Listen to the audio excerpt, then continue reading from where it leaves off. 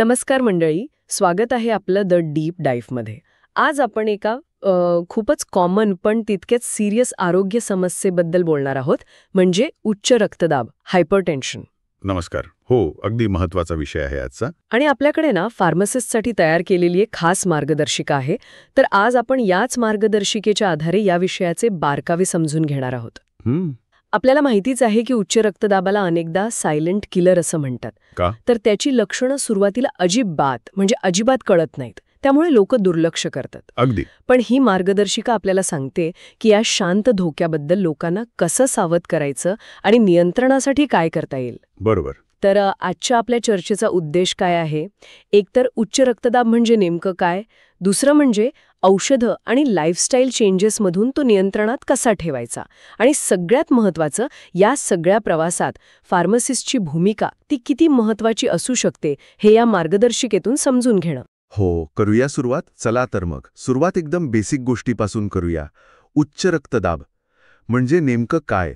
म्हणजे ही एक अशी कंडिशन आहे जी बराच काळ टिकते, ज्यात रक्तवाहिन्यांमधला दाब सतत वाढलेला असतो. पण गंमत अशी की शरीरात एवढं सगळं घडत असतानाही व्यक्तीला त्याचा काही पत्ताच नसतो अनेकदा. अगदी बरोबर. आणि म्हणूनच ही स्थिती इतकी धोकादायक ठरते. कारण लक्षणं दिसत नसल्यामुळे कसे की मला काही होत नाहीये असं म्हणून त्याकडे सर्रास दुर्लक्ष केलं जातं. बरोबर. पण आतल्या आत हा वाढलेला दाब हळूहळू स्ट्रोक म्हणजे पक्षाघात किंवा हार्ट अटॅक, किडनीचे प्रॉब्लेम्स किंवा अगदी दृष्टी कमजोर होण्याचा धोका वाढवत असतो. बापरे. आता रक्तदाबाची नॉर्मल पातळी थोडी व्यक्तीनुसार बदलू शकते म्हणा, पण साधारणपणे 140-90 mmHg हे एक टार्गेट मानलं जातं. अच्छा. आणि बघा, या मार्गदर्शिकेत एक महत्त्वाची गोष्ट हायलाईट केली आहे की हे काही तात्पुरतं नाहीये. यावर आयुष्यभर नियंत्रण ठेवणं गरजेचं आहे. आणि ही गोष्ट रुग्णाच्या मनात ठसवणं खूप महत्त्वाचं आहे. आणि मला वाटते इथेच फार्मासिस्टची भूमिका खूप महत्त्वाची ठरते. बरोबर. नक्कीच. ही मार्गदर्शिका तर जवळजवळ पूर्णपणे त्यांच्या भूमिकेवरच फोकस करते असं दिसते. म्हणजे फक्त औषधं देणं नाही, त्या पलीकडे बरेच काही आहे. हो ना. रुग्णांना त्यांच्या स्थितीबद्दल नीट समजावून सांगणं, औषधं वेळेवर घेण्याचं महत्त्व पटवून देणं, आणि मग ते जीवनशैलीतले बदल त्यासाठी मोटिवेट करणं, या सगळ्या जबाबदाऱ्या यात सांगितल्या आहेत. बरोबर. म्हणजे फार्मासिस्ट हा फक्त एक विक्रेता नाहीये, तर तो एक प्रकारे हेल्थ कन्सल्टंट किंवा कोचच झाला. हो, आणि ही भूमिका खरंच खूप महत्त्वाची आहे. विशेषतः आपल्याकडे म्हणजे भारतात, जिथे डॉक्टरांवर कामाचा बोजा खूप जास्त असतो. हो, खरंय. आणि रुग्णांना अनेकदा त्यांच्या आजाराबद्दल किंवा औषधांबद्दल सविस्तर बोलायला पुरेसा वेळ मिळत नाही. अशावेळी सहज उपलब्ध असणारा फार्मासिस्ट हा एक अत्यंत महत्त्वाचा दुवा ठरू शकतो. या मार्गदर्शिकेत म्हटलंय तसं, जेव्हा फार्मासिस्ट रुग्णाशी नीट बोलतो, त्यांच्या शंकांचं निरसन करतो, तेव्हा औषधं नियमित घेण्याचं प्रमाण म्हणजे ॲडहेरन्स ते लक्षणीयरित्या वाढतं. अच्छा. आणि याच नियमिततेमुळे पुढे होणारे गंभीर धोके टाळता येतात. म्हणजे ही फक्त माहिती देण्याची गोष्ट नाही, तर विश्वास निर्माण करण्याची आणि रुग्णाला सक्षम करण्याची प्रक्रिया आहे. हे ऐकून खरंच एक वेगळा दृष्टिकोन मिळाला. आता औषधांबद्दल बोलूया का? मार्गदर्शिकेतला सगळ्यात मोठा सल्ला दिसतोय, औषधं रोज घ्या, शक्यतो ठरलेल्या वेळीच घ्या, आणि जरी काही त्रास होत नसला तरी घ्या. हो. आणि डॉक्टरांना विचारल्याशिवाय कधीही बंद करू नका. हे ऐकायला किती सोपं वाटतं, पण प्रत्यक्षात आणायला खूप अवघड असू शकतं, नाही का? खूपच अवघड. कारण बरं वाटू लागलं की लोकांना वाटतं आता कशाला हवीत औषधं. बरोबर. इथेच फार्मासिस्टचं समुपदेशन म्हणजे काउन्सिलिंग महत्त्वाचं ठरतं. मार्गदर्शिकेत फार्मासिस्टना काही टिप्स पण दिल्या आहेत. हो का? काय आहेत त्या? उदाहरणार्थ, रुग्णाला हे समजावून सांगणं गरजेचं आहे की ही औषधं रक्तदाब बरा करत नाहीत, तर तो फक्त कंट्रोलमध्ये ठेवतात. म्हणजे फरक आहे. हो, जसं गाडीचा वेग नियंत्रणात ठेवायला ब्रेक लागतो, तसंच काहीसं. औषध बंद केलं की दाब परत वाढणार हे त्यांना स्पष्ट करावं लागतं. बरोबर. आता काही कॉमन औषधांचे प्रकार आणि त्यांच्याबद्दल मार्गदर्शिकेत काय माहिती दिलीये ते पाहूया. तुम्ही म्हणालात तसं फार्मासिस्टला ही माहिती रुग्णांना समजेल अशा भाषेत सांगणं महत्त्वाचं आहे. अगदी. जसं की डायुरेटिक्स, उदाहरणार्थ हायड्रोक्लोरोथियाझाइड, यामुळे लघवी जास्त होते. मग फार्मासिस्टने काय सांगावं? तर मार्गदर्शिकेनुसार फार्मासिस्टने सांगावं की बघा, ह्या गोळीमुळे लघवीला जास्त होईल, पण घाबरू नका. शरीरातलं अतिरिक्त पाणी आणि मीठ बाहेर काढण्यासाठी हे गरजेचं आहे, पण दिवसातून पाणी मात्र पुरेसं प्या. ओके. यामुळे काय होतं की रुग्ण घाबरत नाही आणि औषध बंद करत नाही. बरोबर. तसंच समजा AC इनहिबिटर्स आहेत, उदाहरणार्थ ॲनालाप्रिल. हे घेतल्यावर काहींना कोरडा खोकला येऊ शकतो. अच्छा. ही गोष्ट जर आधीच सांगितली आणि असं झाल्यास डॉक्टरांना सांगा, पण स्वतःहून औषध बंद करू नका असं सांगितलं तर रुग्ण सहकार्य करतो, तो घाबरत नाही. म्हणजे दुष्परिणामांबद्दल भीती घालवण्यापेक्षा त्यावर लक्ष कसं ठेवायचं आणि काय करायचं हे सांगणं महत्वाचं आहे. अगदी बरोबर. तसेच ARBs आहेत, लोसार्टन सारखे किंवा कॅल्शियम चॅनल ब्लॉकर्स जसं ॲम्लोडिपिन, यामुळे कधीकधी चक्कर येते किंवा घोट्याला सूज येते असं वाचलंय. हो, होऊ शकतं. आणि बीटा ब्लॉकर्स आहेत, ॲटेनोलॉल सारखे, त्याने थकवा जाणवतो असं म्हणतात. या सगळ्यांबद्दल रुग्णाला आधीच कल्पना दिली आणि असं काही जाणवलं तर नक्की सांगा, आपण त्यावर मार्ग काढू असं आश्वासन दिलं तर रुग्णाचा विश्वास वाढतो. त्याला वाटतं की अरे, आपल्या त्रासाची कोणीतरी दखल घेत आहे. हो. सिस्ट किंवा डॉक्टरांशी बोलून पर्याय शोधता येतो. अनेकदा डॉक्टर डोस ॲडजस्ट करू शकतात किंवा दुसऱ्या प्रकारचं औषध देऊ शकतात, पण हा निर्णय तज्ज्ञांचाच असायला हवा. फार्मासिस्ट इथे काय करतो? तो रुग्णाला योग्य मार्गदर्शन करून डॉक्टरांपर्यंत पोचायला मदत करू शकतो. हे खरंच खूप महत्वाचं आहे. म्हणजे औषधं तर आहेतच, पण ती कशी घ्यावीत, का घ्यावीत आणि काही त्रास झाल्यास काय करावं, यात फार्मासिस्टचा संवाद खूप मोलाचा ठरतो. नक्कीच. पण मार्गदर्शिकेत फक्त औषधांवरच भर नाहीये, जीवनशैलीतील बदलांवरही तितकाच जोर दिलाय. अगदी. आणि हे बदल म्हणजे काहीतरी एक्स्ट्रा करण्यासारखं नाही, तर उपचारांचाच एक अविभाज्य भाग आहे असं रुग्णाला पटवून देणं गरजेचं आहे. मार्गदर्शिकेत फार्मसिस्टसाठी काही छान समुपदेशन टिप्स आहेत. उदाहरणार्थ, मीठ कमी करा असं नुसतं कोरडं सांगण्याऐवजी फार्मसिस्ट विचारू शकतो, तुमच्या घरी लोणची, पापड किंवा फरसाण किती खाल्लं जातं? पॅकेटमधले वेफर्स किंवा तत्सम पदार्थ किती येतात घरात? अच्छा, असं विचारायचं? हो, कारण यात लपलेलं मीठ खूप असतं. असे छोटे प्रॅक्टिकल सल्ले जास्त उपयोगी ठरतात. बरोबर.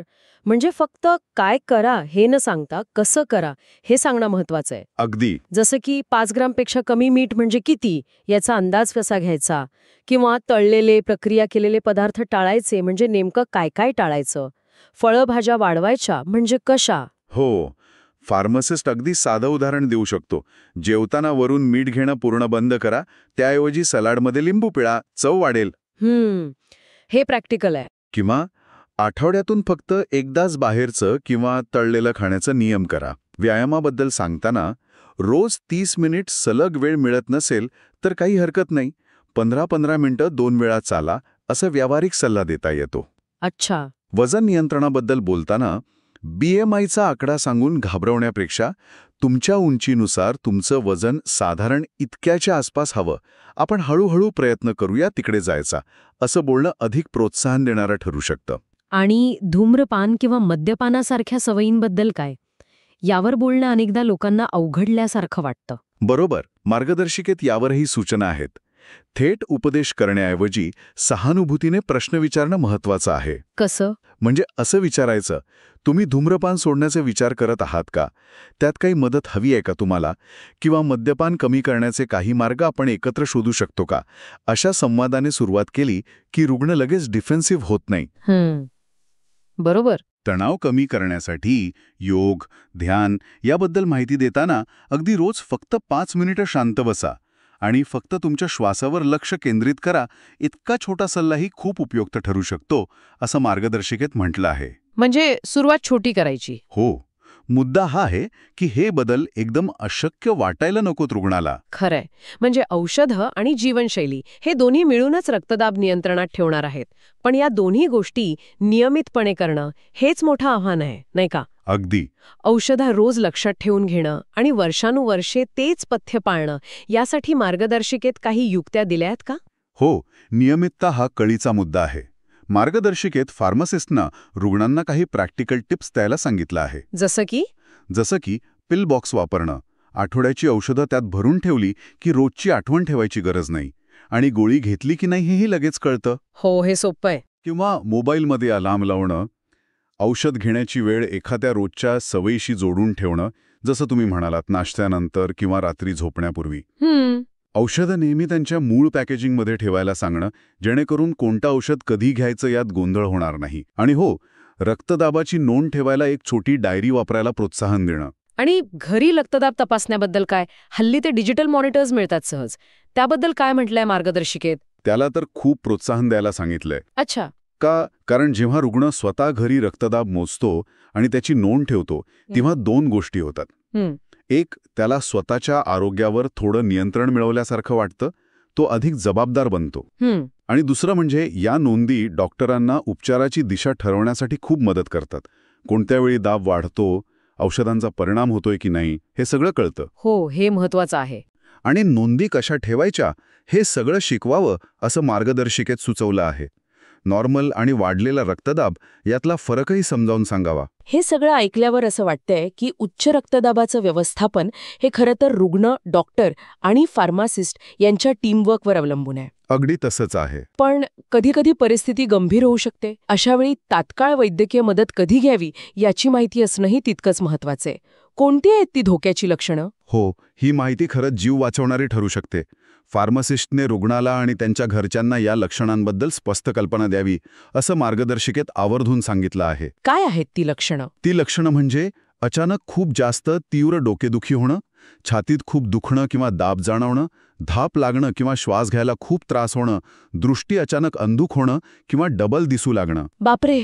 आणि शरीराच्या एका बाजूला म्हणजे हात, पाय किंवा चेहरा अचानक अशक्तपणा येणं किंवा बधीरपणा जाणवणं किंवा बोलताना जीभ अडखळायला लागणं. ही लक्षणं खरंच खूप गंभीर वाटतायत. आहेतच, कारण ही स्ट्रोक किंवा हार्ट अटॅकची लक्षणं असू शकतात. अच्छा. अशा वेळी अजिबात वेळ न घालवता तात्काळ जवळच्या हॉस्पिटलमध्ये किंवा डॉक्टरांकडे जायला हवं. थांबून बघू, थोड्या वेळाने कमी होईल असा विचार करणं खूप धोकादायक ठरू शकतं. बरोबर. फार्मासिस्टने ही गोष्ट रुग्णाच्या मनात अगदी ठसवायला हवी की अशी लक्षणं दिसल्यास कोणतीही दिरंगाई करायची नाही. तर आजच्या या चर्चेतून आपण या फार्मसिस्ट मार्गदर्शिकेच्या आधारे उच्च रक्तदाबाकडे पाहण्याचा एक खूप महत्वाचा आणि नवीन दृष्टिकोन मिळवला असं मला वाटतं. हे अगदी स्पष्ट झालं की उच्च रक्तदाब ही एक गंभीर स्थिती असली तरी योग्य व्यवस्थापनाने ती नक्कीच नियंत्रणात ठेवता येते. आणि या व्यवस्थापनाचे 3 मुख्य आधारस्तंभ आहेत. डॉक्टरांनी दिलेली औषधं न चुकता नियमित घेणं, जीवनशैलीत चांगले बदल करणं आणि नियमितपणे रक्तदाबाचं निरीक्षण करणं. बरोबर. आणि या सगळ्यामध्ये फार्मासिस्टची भूमिका फक्त औषधं देण्यापुरती नाही, तर तो एक शिक्षक आहे, समुपदेशक आहे आणि रुग्णाच्या या आरोग्य प्रवासातला एक महत्वाचा साथीदार आहे. अगदी. जसे या मार्गदर्शिकेतून स्पष्ट होतंय, रुग्णाला माहिती देऊन सक्षम करणं, त्याला प्रोत्साहन देणं आणि त्याच्या अडचणी समजून घेऊन व्यावहारिक मार्ग सुचवणं हे सगळं यात येतं. हो.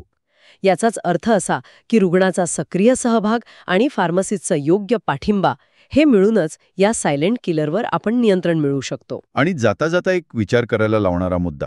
आपण पाहिलं की उच्च रक्तदाबावर आयुष्यभर नियंत्रण ठेवावं लागतं, बरोबर? हो.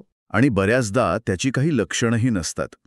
मग विचार करा, जेव्हा एखाद्या व्यक्तीला अगदी नॉर्मल वाटत असतं, म्हणजे काहीही त्रास नसतो, तेव्हा वर्षानुवर्षे रोज तीच औषधं घेण्याची आणि आहाराचे कडक नियम पाळण्याची प्रेरणा ती टिकवून ठेवणं किती मोठं आव्हान असेल. खरे, हे खूप अवघड असणार. हो, ही मार्गदर्शिका जरी फार्मासिस्टसाठी असली तरी ती आपल्याला हे शिकवते की दीर्घकालीन लक्षणं नसलेल्या आजारांचं व्यवस्थापन हे केवळ वैद्यकीय ज्ञानावर अवलंबून नाही, तर ते मानवी स्वभाव, सवयी आणि सातत्यपूर्ण प्रेरणा यावरही तितकंच अवलंबून असतं. रुग्णाला ही प्रेरणा कशी मिळत राहील आणि त्यात आरोग्य व्यवस्थेतील प्रत्येक घटक, विशेषतः फार्मासिस्ट, कशी मदत करू शकेल, हा खऱ्या अर्थाने चिंतनाचा आणि पुढील कामाचा विषय आहे.